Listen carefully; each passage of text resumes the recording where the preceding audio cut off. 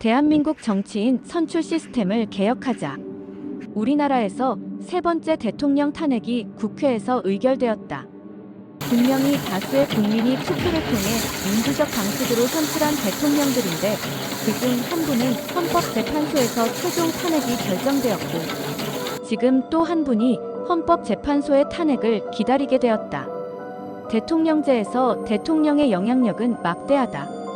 모든 곳에서 지도자의 역할은 다른 어떤 요소보다 가장 중요하지만 특히 대통령은 국가의 안위와 민족의 운명에 큰 영향을 미칠 수 있다.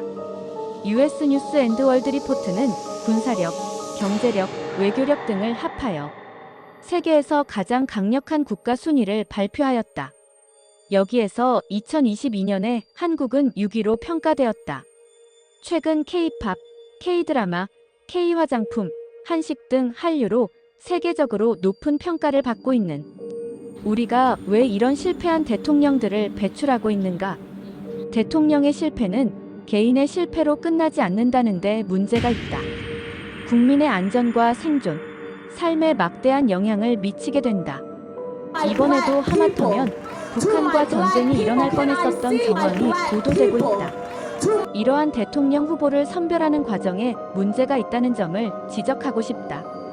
양궁 국가대표 선수를 선발할 때도 혹독한 선발전을 통해 평가를 하는데 대통령 후보 선발은 너무 허술한 점이 많다고 생각한다. 선거 과정에서 적당한 이미지 연출을 통해 자격에도 미달하는 후보가 선출되고 있다. 우리는 투표하면서 후보에 대해 얼마나 잘 파악하고 투표하고 있는가? 국민과 국가의 안위와 생존을 좌지우지할 수 있는 대통령 후보를 선별할 때는 엄격하고 혹독하게 걸러야 한다고 생각한다. 다양한 분야별 토론과 검증 제도를 도입해야 한다.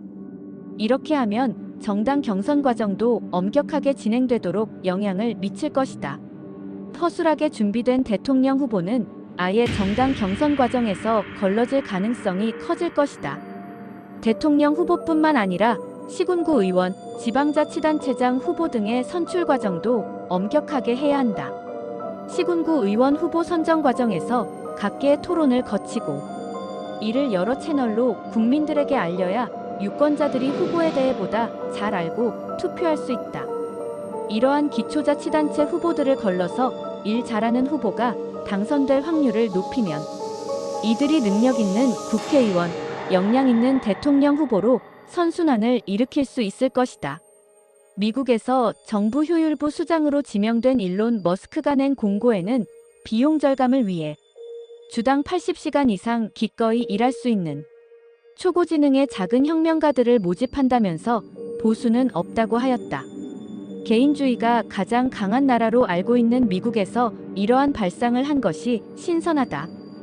우리도 이번 기회에 국가와 민족을 위해 진정한 봉사를 기꺼이 할 헌신하는 정치인을 양성할 수 있는 선거 체계를 만들자.